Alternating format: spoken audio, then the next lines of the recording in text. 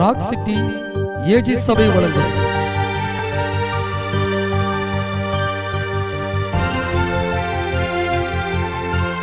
கிருபையும் சத்தியமும்.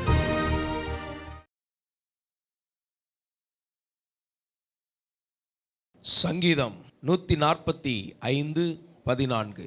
கர்த்தர் விழுகிற யாவரையும் தாங்கி மடங்கடிக்கப்பட்ட யாவரையும் தூக்கி விடுகிறார். கர்த்தர் விழுகிற யாவரையும் தாங்கி மடங்கடிக்கப்பட்ட யாவரையும் தூக்கி விடுகிறார். நம்முடைய தேவன் நம்மை தூக்கி எடுக்கிற தேவனாய் இருக்கிறார். சங்கீதம் 69:14 வாசிக்கும் போது, நான் அமிழ்ந்து போகாதபடிக்கு சேற்று நின்று என்னை தூக்கிவிடும். சேற்றி நின்று என்னை தூக்கிவிடும். 40ஆம் சங்கீதம் 2ஆம் வசனத்தை வாசிக்கும் போது, பயங்கரமான குழியிலும் உளையான சேற்றிலும் இருந்து என்னை தூக்கி எடுத்து என் கால்களை கன்மலையின் மேல் நிறுத்தி என் அடிகளை உறுதிப்படுத்தி. அடுத்த வசனம், நமது தேவனுக்கு புது பாட்டை பாடும்படி கர்த்தர் உதவி செய்கிறவராய் இருக்கிறார். ஆண்டவருடைய பரிசுத்த நாமம் மகிமைப்படுவதாக. இன்னைக்கு ஆண்டவர் எப்படி தூக்கி எடுக்கிறார்னா, பயங்கரமான குழி, மலை மேல் சென்று கொண்டிருந்த பேருந்து 1600 அடி பள்ளத்திலே உருண்டு விழுந்தது. பயங்கரமான பள்ளம். இன்னைக்கு நீங்கள் எத்தனை அடி ஆழத்தில் இருந்தாலும் அங்கேருந்து உங்களை தூக்கி எடுக்கிற கர்த்தர், பாதாள வாசலிலிருந்து தூக்கி எடுக்கிற கர்த்தர், எந்த சூழ்நிலையிலும் அவர் நம்மை விடுவிக்கிற தேவனாக இருக்கிறார். சேரில் உட்காந்துருக்கவங்க கீழே இருக்கிற ஒரு ஆளை தான் தூக்கலாம், ஆனால் ஆண்டவர் ஆழத்துக்குள்ளேருந்து தூக்கி எடுக்கிறார். ஆழ்துளை குழாய் மூலம் தண்ணீர் எடுக்கிறாங்க. சில நேரம் அந்த குழியை மூட மறந்துடுறாங்க. சில சின்ன பிள்ளைகள் அதில் விழுந்துருது. அந்த பிள்ளையை காப்பாற்றுறதுக்கு 100 அடி ஆழம், 50 அடி ஆழத்துலேருந்து பக்கத்தில் பெரிய பெரிய பள்ளத்தை தோண்டி கஷ்டப்பட்டு மீட்டு கொண்டு வராங்க. சில பிள்ளைகளை காப்பாற்ற முடியல, சில பிள்ளைகள் அங்கே மரித்து போய் விடுகிறார்கள். ஆனால் இன்னைக்கு ஆண்டவர் சொல்லுகிறார், சோத்திரம், மடங்க அடிக்கப்பட்ட உங்களை கர்த்தர் தூக்கி எடுக்கிறார். மடங்க அடிக்கப்படுறதுன்னா என்ன? இனி எழும்பவே முடியாது, ஜீவன் போகிற அளவுக்கு அடிக்கிறது. மடங்க அடிக்கப்பட்டு, பொருளாதாரத்தில் சிலர் மடங்க அடிக்கப்பட்டு அந்த சூழ்நிலையில் இந்த வார்த்தையை கேட்கலாம். சிலர் மனிதர்களால் ஊரை விட்டு புறம் தள்ளப்பட்ட நிலைமையிலே, மடங்கடிக்கப்பட்ட சூழ்நிலையிலே இந்த வார்த்தைகளை நீங்க கேட்டுக்கொண்டு இருக்கலாம். சிலருடைய பிசினஸ்லே மடங்கடிக்கப்பட்ட நிலைமையிலே, சிலருடைய படிப்பிலே மடங்கடிக்கப்பட்ட சூழ்நிலைமை, சில குடும்பங்கள் மடங்கடிக்கப்பட்டு அவ்வளவு பெரிய ஒரு பாதிப்பிலே வந்திருக்கலாம். ஆனால் இன்றைக்கு கர்த்தர் சொல்லுகிறார், உங்களை நான் தூக்கி விடுகிறேன். ஹல்லேலூயா. சிலருடைய வாழ்க்கையில் ஒரு லிஃப்ட் பண்ணுறதுக்கு ஒரு ஆள் இருந்தால் எவ்வளோ பெரிய ஆசீர்வாதம் பாருங்க. ஹல்லேலூயா. அன்றைய பரிசுத்த நாம் மயம்படுவதாக. இந்த வாலிபால் விளையாடும்போது பார்த்தீங்கன்னா லிஃப்டர்னு ஒருத்தர் இருப்பார். அவர் தான் பால் அப்படி எடுத்து கொடுப்பார். இந்த பால் அப்படி எடுத்து கொடுக்கும்போது அங்கேருந்து ஒருத்தர் ஒரு தட்டு. இன்னைக்கு இதே போல தான் கர்த்தர் உங்களுக்கு அற்புதங்களை செய்து தூக்கி எடுக்கிற கர்த்தர் தூக்கி எடுப்பார். கொஞ்சம் சப்போர்ட் கிடைச்சிருந்துச்சுன்னா எவ்வளோ பெரிய நல்லா இருந்திருக்கும். இன்னைக்கு ஆண்டவர் உங்களுக்கு தூக்கி எடுப்பேன் என்று சொல்லியிருக்கிறார். அப்போ பயங்கரமான குழி. அடுத்தது உளையான சேறு, சேற்றிலிருந்து தூக்கினார்னு பாடுறோம். உளையான சேற்றில், ஸ்தோத்திரம், வாழ்ந்த என்னை தூக்கி எடுத்தீரே, கல்வாரி ரத்தம் எனக்காக சிந்தி கழுவி அணைத்தீரே. உளையான சேர்னா என்ன? 2 பேதுரு 2ஆம் அதிகாரம் 22ஆம் வசனத்தை வாசிக்கும் போது, நாய் தான் கக்கினதை தின்னவும் கழுவப்பட்ட பன்றி சேற்றிலே புரளவும் திரும்பினது. அப்போ பாருங்க, அந்த பன்றி சேற்றில் கிடக்கிறது போல பாவம் என்கிற சேறு, அசுத்தம் என்கிற சேறு, இச்சை என்கிற சேறு அந்த சேத்துக்குள்ள ஊறி போனது. தயிர் வடை, சாம்பார் வடை மாதிரி பாவத்துக்குள்ளேயே ஊறி போனால என்ன செய்ய முடியும்? ஸ்தோத்திரம். இன்னைக்கு ஆண்டவர் சொல்றாரு, அப்படி இருந்த உன்னை நான் தூக்கி எடுக்கிற கர்த்தர், உன்னை தூக்கி எடுத்த கர்த்தர். அந்த பாவ சேற்றில் இருந்து வந்த அந்த அழுக்க தண்ணீரை வச்சு கழுவுனா போகாது, அந்த அழுக்க பினாயில் போட்டாலும் போகாது, ஆசிட் போட்டாலும் போகாது, சோத்திரம், லைசால் போட்டாலும் போகாது, என்ன போட்டாலும், என்ன சோப்பு போட்டாலும் போகாது. அதனால தான் அந்த பரிசுத்த இரத்தத்தை அவர் நமக்காக சிந்தி அதை கிரயமாக கொடுத்து, அந்த இரத்தத்தை நமக்காக அவர் சிந்தினபடியால் நம்முடைய அழுக்குகள் கழுவப்பட்டிருக்கிறது. என்னுடைய பாவ அழுக்குகள் கழுவப்பட்டிருக்கிறது. அல்லேலூயா. உளையா கிடந்த அந்த சேற்றிலிருந்து ஆண்டவர் என்னை தூக்கி எடுத்தார். இளையகுமாரனுடைய வாழ்க்கை தான் உதாரணம் இதுக்கு. இளையகுமாரனுடைய வாழ்க்கையில தகப்பனை விட்டு பிரிந்து போய் அவன் பாவிகளோடு வாழ ஆரம்பிச்சிட்டான். அவனை சுத்திலும் ஒரு நீதிமான் கூட இல்லை, நல்லது சொல்றதுக்கு ஆள் இல்லை, நல்ல ஆலோசனை சொல்ல ஆள் இல்லை. எவனை பார்த்தாலும் அநியாயத்தையும் அக்கிரமத்தையும் பாவத்தையும் லஞ்சத்தையும் தீமையும் விரோதத்தையும் பழி வாங்குறதையுமே பேசிக்கொண்டு இருக்கிற ஒரு கூட்டம். இந்த மாதிரி கூட்டத்துக்குள்ள போய் சிக்கிக்கிட்டான், எல்லாத்தையும் செலவழித்தான், ஒன்றுமில்லை என்கிற நிலைமை வந்தது. பன்றி மேய்க்கிற வேலை தான் கிடைச்சது. அது சேத்தோட சேத்தா அதோட சேர்ந்து போக வேண்டியதாயிடுச்சு. கடைசியில் தான் புத்தி வந்தது. ஸ்தோத்திரம். தகப்பன் வீட்டுக்கு வந்தான் பாருங்க, அவன் வாழ்க்கை உயர்த்தப்பட்டது. தேவனுடைய வீட்டில் தான் என்னுடைய உயர்வு இருக்கிறது, தேவனுடைய வீட்டில் எனக்கு உயர்வு இருக்கிறது. அநேகர் கர்த்தருடைய வீட்டுக்கு வராமல் தொலைக்காட்சியிலே வசனத்தை கேட்டு வாழ்ந்து கொண்டிருக்கிறார்கள். ஆனால் தேவனுடைய வீட்டுக்கு வந்தால் தான் உங்களுக்கு உயர்வு. தகப்பன் வீட்டுக்கு வந்த உடனே அவன் அழுக்கெல்லாம் மாறுது. மொத ஆண்டவர் நம்மளுக்கு என்ன கொடுக்குறாருன்னா அழுக்கெல்லாம் மாத்துறாரு. ஏனென்றால் ஸ்தோத்திரம், நீங்களும் நானும் பரிசுத்தத்திற்கு அழைக்கப்பட்டவர்கள். அல்லேலூயா. நம்முடைய தேவன் பரிசுத்தம் உள்ளவர். ஸ்தோத்திரம். நான் பரிசுத்த ஆகையால் நீங்களும் உங்கள் நடக்கைகள் எல்லாவற்றிலும், முடிந்த வரைக்கும் என்று அல்ல, உங்கள் நடக்கைகள் எல்லாவற்றிலும் 100% உங்களுக்குள்ளே எனக்குள்ளேயும் நம்முடைய தேவன் பரிசுத்தத்தை எதிர்பார்க்கிறார். தேவன் சிநேகிக்கிற பரிசுத்தம், பரிசுத்தமானது அவருடைய வீட்டில் நித்திய அலங்காரமாக இருக்கிறது. தேவனுடைய வீட்டின் அலங்காரம் என்ன? பரிசுத்தம் தான் அலங்காரமாக இருக்கிறது. ஸ்தோத்திரம். இப்படிப்பட்ட பரிசுத்தம் உள்ள தேவன் நம்மை பரிசுத்தத்திற்கு அழைத்திருக்கிறார். எனவே வந்த உடனே முதல்ல நமக்கு ஆண்டவர் கொடுப்பதே நல்ல ஒரு சுத்திகரிப்பு தான். அல்லேலூயா. அதனால தான் பாவ உணர்வு அடைகிறோம். பாவ உணர்வு அடைந்த உடனே மனம் திரும்புகிறோம். மனம் திரும்பின உடனே புது வாழ்க்கை ஸ்டார்ட் ஆயிடுது. அல்லேலூயா. பழைய குற்றத்தை பிசாசு உணர்த்தி கொண்டே இருப்பான். நீ குற்றவாளி குற்றவாளி, அது குற்றப்படுத்துகிற ஆவி. அந்த ஆவியை இயேசுவின் நாமத்தில் நீங்கள் துரத்துனா ஓடி போயிடும்.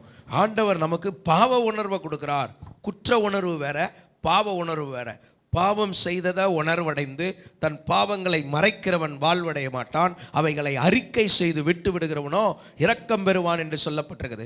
அந்த பாவ உணர்வை கர்த்தர் கொடுக்கிறார். சோத்திரம். சில வேளைகளில் சில பாவத்தை ஆண்டவர் மன்னிச்சாலும் பிசாசு குற்ற உணர்வை கொடுத்துக்கிட்டே இருப்பான். நீ என்ன, நீ சரியில்லாத ஆள் தானே, நீ இப்படி நடந்த ஆள் தானே, நீ இப்படி பேசின ஆள் தானே, நீ இப்படி செயல்பட்ட ஆள் தானே. இது ஆவியானவர் கொடுக்கல, இது குற்ற உணர்வின் ஆவி. இப்போ நமக்குள்ள பெரியவர் இருக்கிறார்.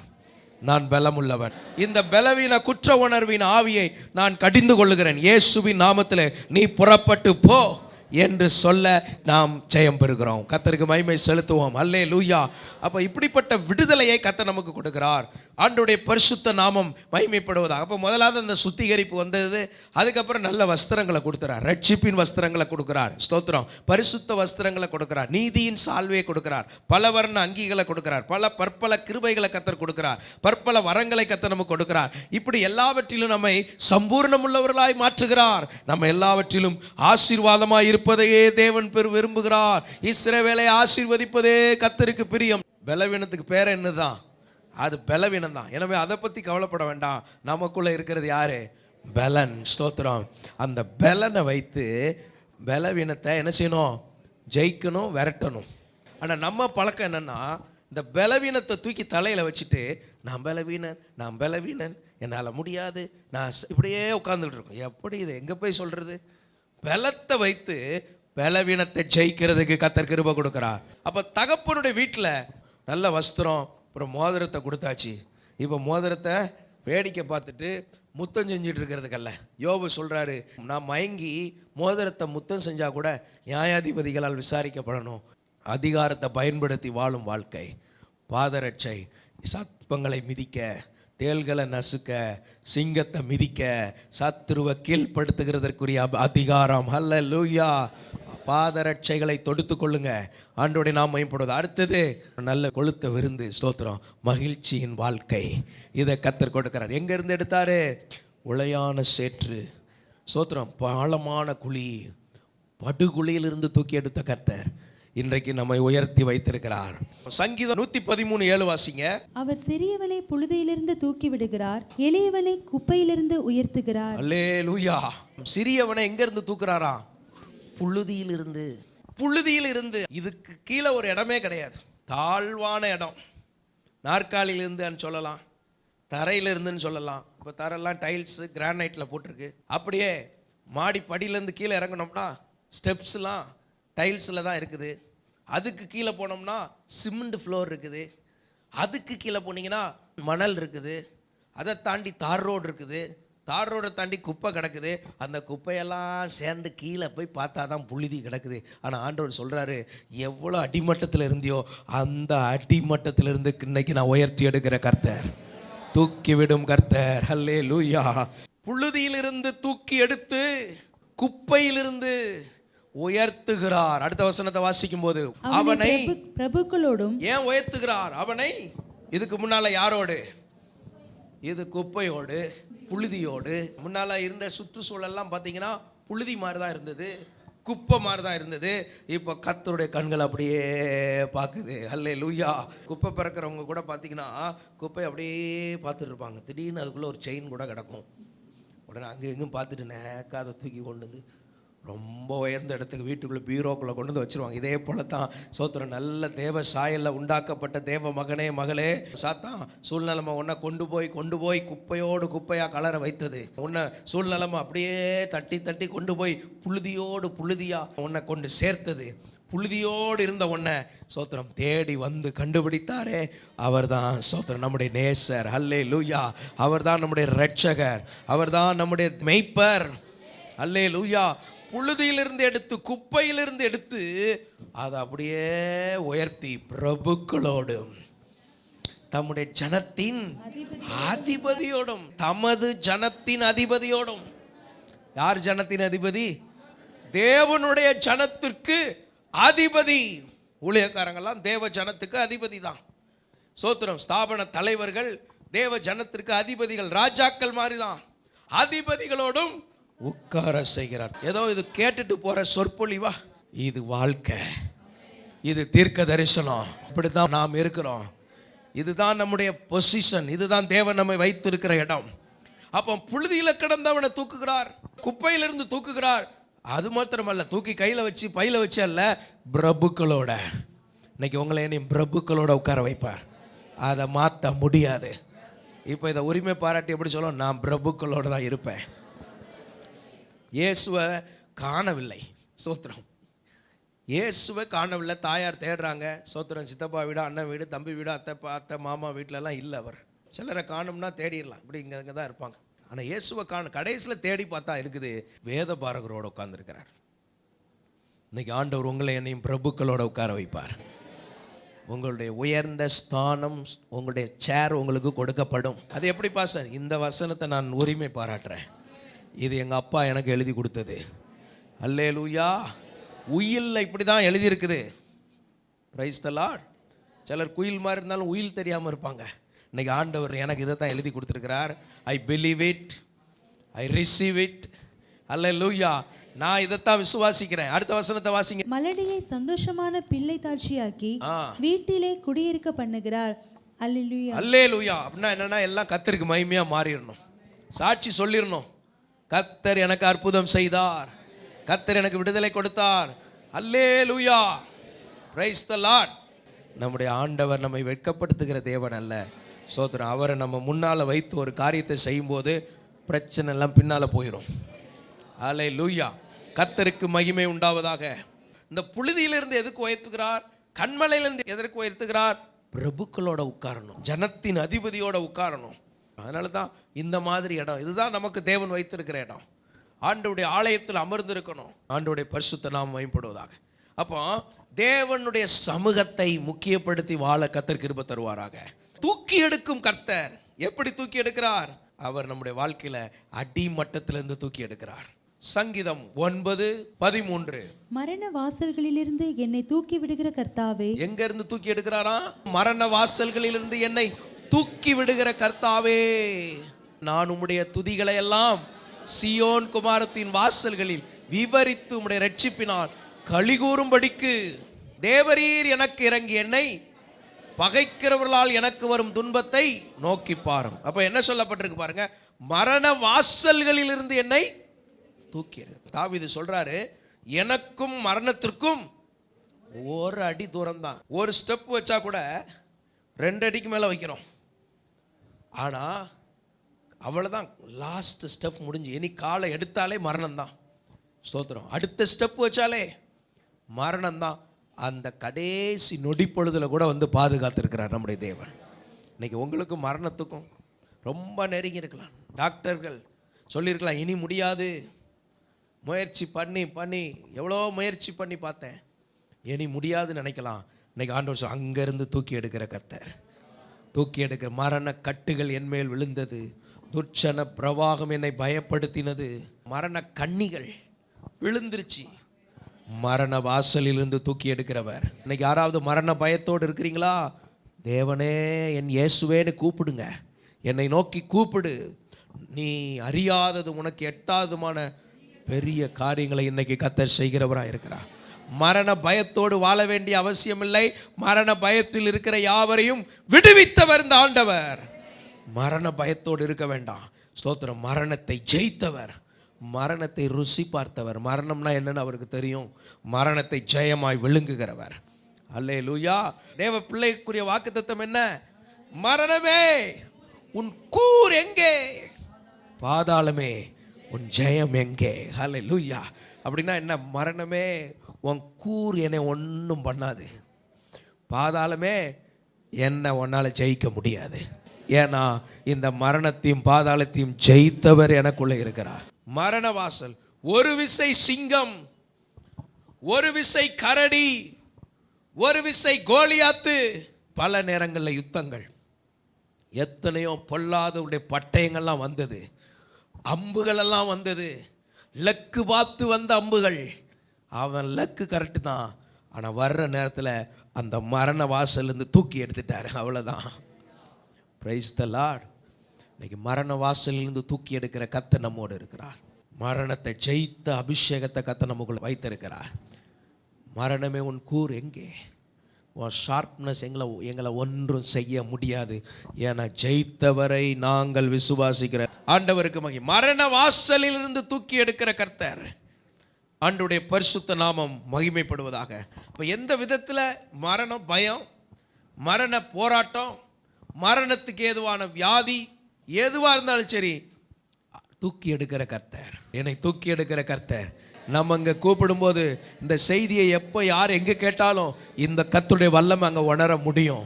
கர்த்தர் அவர்களை தூக்கி எடுப்பார். இன்னைக்கு மரண வாசல் இருந்து கர்த்தர் உங்களை தூக்கி எடுக்கிற கர்த்தர்.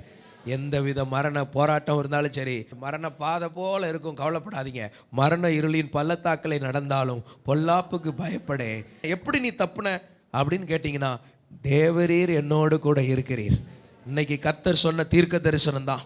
சோத்திரம். இன்னைக்கு வேற ஒரு தீர்க்க தரிசனம் கிடையாது. நான் உன்னோடு இருக்கிறேன், நான் பலமுள்ளவராக இருக்கிறேன். இதை வைத்து நீ எல்லா பலவீனத்தையும் ஜெயிச்சிடலாம், எல்லாத்தையும் துரத்திடலாம். சாத்தானை துரத்த முடியும், தடையை உடைக்க முடியும், மேற்கொள்ள முடியும். சர்ப்பம் போல நின்னாலும் கவலைப்படாதீங்க. மோசையின் தேவன் நம்முடைய தேவனாக இருக்கிறார். மோசைக்குள்ள இருந்த அந்த வல்லமை, அந்த அபிஷேகத்தை இன்றைக்கு நமக்குள்ள கர்த்தர் வைத்திருக்கிறார். அந்த தேவன் இன்றைக்கு நமக்குள்ள இருக்கிறார். எத்தனையோ சர்ப்பங்கள் வந்தது. இன்னைக்கு உங்களுக்கு விரோதமாக இருக்கிற சத்துரு கூட்டம் கூட்டமாக வரலாம். அத்தனையும் முறியடிக்கிற கர்த்தருடைய வல்லமை நமக்கு உண்டு. அந்த வல்லமை நமக்கு உண்டு. அல்லேலூயா. ஸ்தோத்திரம். ஆண்டவருடைய பரிசுத்த நாமம் மகிமைப்படுவதாக. அடுத்தபடியாக 2 சாமுவேல் 22:17 வாசிக்கும் போது, உயரத்திலிருந்து அவர் கை நீட்டி, உயரத்திலிருந்து கை நீட்டி என்னை பிடித்து ஜலப்பிரவாகத்தில் இருக்கிற என்னை தூக்கி விட்டார். எங்க இருந்து தூக்கி விடுகிறார்? ஜலப்பிரவாகத்திலிருந்து. முதலாவது எங்க இருந்து தூக்கி விட்டான்னு சொன்னேன்? பயங்கரமான குழி, உளையான சேறு, புழுதியிலிருந்து, மரண வாசல்ல இருந்து ஜலப்பிரவாகம். ஜலப்பிரவாகம்னா என்ன? வெள்ளம் போல சத்துரு வர்றது, தண்ணீர் வேகமா வருது. ஸ்தோத்திரம். ஒருத்தன் தண்ணியை கடக்க போறான்னு பார்க்கிறான், ஆனால் அந்த தண்ணீருடைய வல்லமை பெருகுது, ஆளை இழுத்துட்டு போயிடுது, பஸ்ஸை உருட்டிடுது, மரத்தை முறிச்சிருது, பாலத்தை உடைச்சிருது, ஜலம் பிரவாகித்து வருது. பூமியே அழிந்ததை இதுக்கு மேலே என்ன சொல்றது? பூர்வ உலகம் அழிக்கப்பட்டது ஜலத்தினால். அப்போ அவ்வளோ ஜல பிரவாகம். இன்னைக்கு சிலருடைய வாழ்க்கையில் ஜலம் பிரவாகித்து வருது, என்ன பண்ணன்னு தெரில. ஆனால் இங்கே ஒரு நல்ல வார்த்தை இருக்குது, ஜலப்பிரவாகத்திலிருந்து என்னை தூக்கி விட்டார். அல்லேலூயா. ஜலப்பிரவாகம்னா என்ன? சங்கீதம் 18:4 மரணக்கட்டு, துர்ச்சன பிரவாகம், பாதாள கட்டு, மரண கண்ணிகள், கெட்ட புத்தி உள்ள ஜனங்கள் எதிர்த்து பிரவாகித்து வருகிறது. தண்ணீர் பிரவாகித்து வருவது போல, வெள்ளம் பிரவாகித்து வருவது போல, கெட்ட புத்தி உள்ள மக்கள் வெள்ளம் போல எதிர்த்து வருவது. பேலியாளின் மக்கள் எதிர்த்து வருகிறது. சாத்தானால் நிரப்பப்பட்டவர்கள் கூட்டமாய் சேர்ந்து எதிர்த்து வருவது. தானியேலுக்கு எதிராக தேசாதிபதிகள் 120 தேசத்தின் அதிபதிகளும் 2 பிரதானிகளும் 122 பேர் எதிர்த்து வந்தார்கள். அப்படிப்பட்ட தடைகள், இப்படி எல்லா தடைகள், பல்வேறு வகையான தடைகள், ஜனம் பிரவாகித்து வருவது.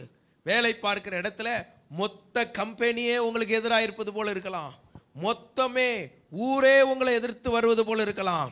ஆனாலும் கவலைப்பட வேண்டாம், கர்த்தர் ஜலப்பிரவாகத்திலிருந்து தூக்கி விடுகிற கர்த்தர். விசுவாசிக்கிறீங்களா? நான் இயேசுவின் படையில் யுத்த வீரன், யாருக்கும் அஞ்ச மாட்டேன், இவ்வுலகமே எதிர்ப்பினும் சற்றும் பயமின்றி துணிந்து செயல்படுவேன். அப்போ இன்றைக்கு நம்ம வாழ்க்கையில் எனக்குள் பெரியவர் தான் இருக்கிறார், எனக்குள் பரலோகத்தின் தேவன் இருக்கிறார், எனக்குள் வானத்தையும் பூமியும் உண்டாக்கின தேவன் எனக்குள் இருக்கிறார். ஜலப்பிரவாகத்திலிருந்து என்னை தூக்கி விடுகிற கர்த்தர். அல்லேலூயா. பாருங்க, உயரத்திலிருந்து அவர் கை நீட்டி என்னை பிடித்து என்ன செய்தாரா? உயரத்திலிருந்து கை நீட்டுறார். நம்ம கையை நீட்டினா அங்கே என்ன ஆகும்? சோத்திரம் கொஞ்சம் தான் போகும். ஆனால் ஆண்டவர் அங்கேருந்து கையை நீட்டினா அங்கே வரும்.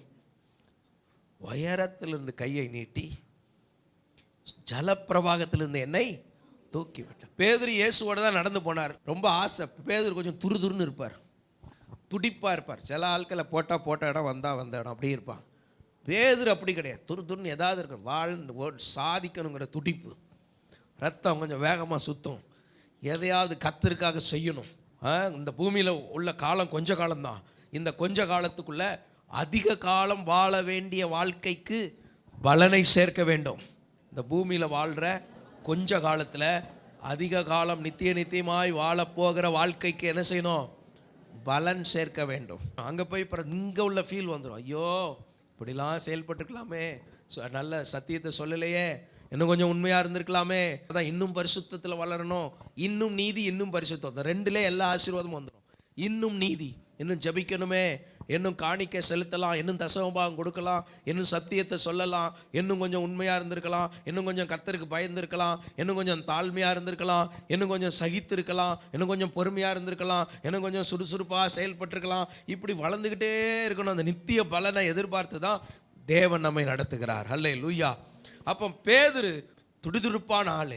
இயேசுதான் தெரிஞ்ச உடனே ரொம்ப அவசரம். அவர் இங்கே வர்றதுக்கு இன்னும் 3 நிமிஷம் ஆகும்.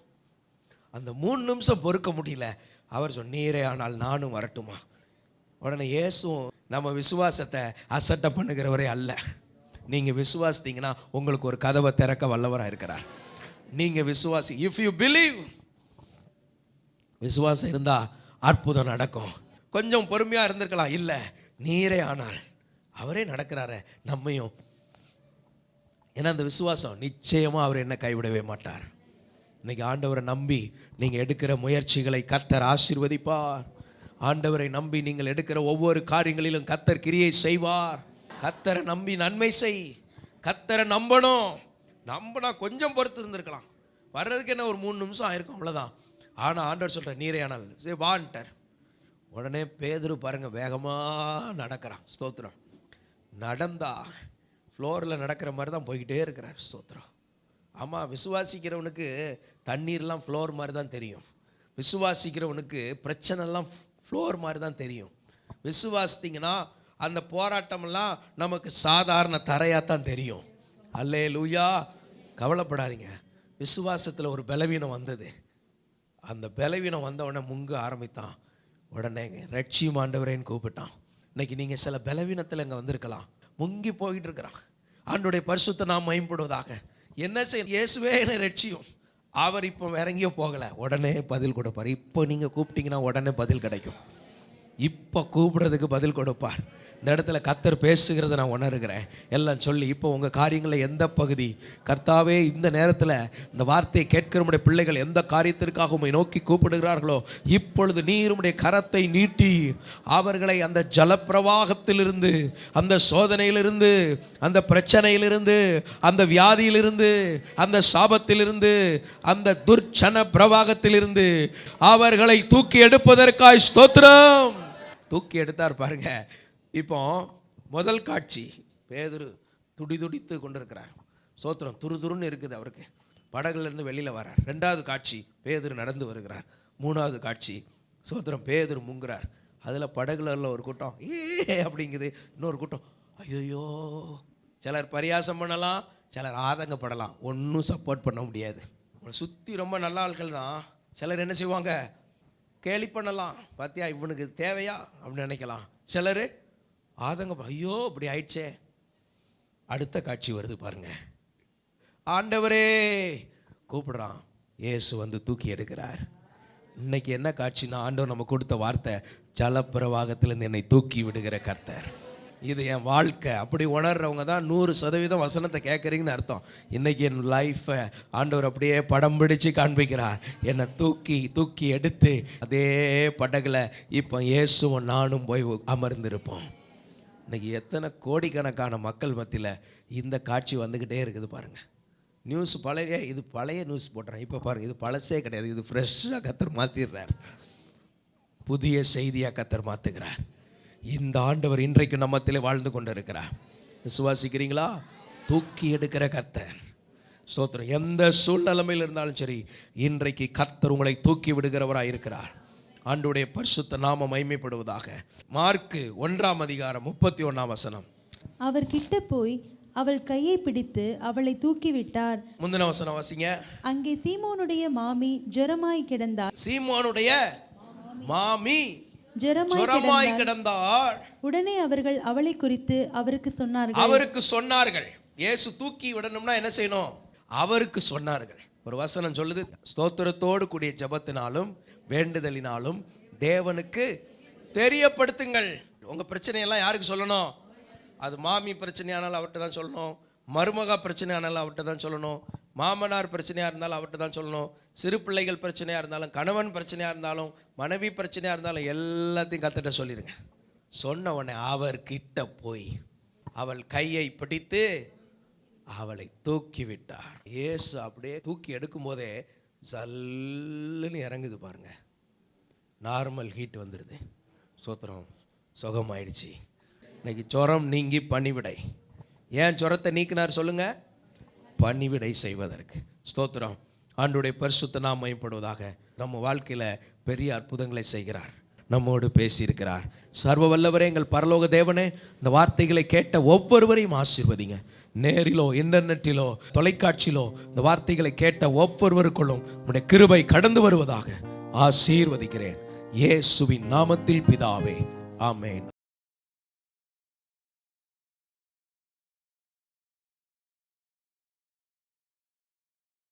Rock City AG Church. Service timing: Sunday morning 5 a.m., 7 a.m., 9 a.m. and 11 a.m. Evening 6:30 p.m. Branch Church AG Blessing Center. Sunday morning service 9 a.m. Near Ariyamangalam EB Office Street, Thidir Nagar Road. Our address: AM Plaza, number 8/1, second floor, opposite Sidambaram Mahan, Trichy 620002. Cell phone 9976607364.